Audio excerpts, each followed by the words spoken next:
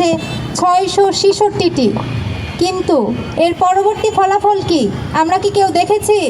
একজন ধর্ষকের দৃষ্টান্তমূলক শাস্তি কি আমরা দেখেছি? আমাদের ছোট্ট শিশু রামিসাকে যে ধর্ষণ করেছে, যেই নরপশু হত্যা করেছে, সে ইতোমধ্যে একজন আসামি ছিল, যাকে জেল থেকে ছেড়ে দেওয়া হয়েছে। এর ফলশ্রুতিতে আমরা দেখতে পেয়েছি সে কিভাবে একজন নিষ্পাপ শিশুকে নৃশংস উপায়ে হত্যা করেছে। আমরা স্বরাষ্ট্রমন্ত্রী জনাব সালাউদ্দিন আহমদকে স্পষ্টভাবে বলতে চাই, আপনি সংবিধানের ব্যাখ্যা থেকে বের হয়ে আসুন। আপনি সংবিধানের ব্যাখ্যা থেকে বের হয়ে দেশের অবস্থার দিকে তাকান, দেশের নারীদের দিকে তাকান, দেশের শিশুদের দিকে তাকান, দেশের নিরাপত্তার দিকে তাকান। আমরা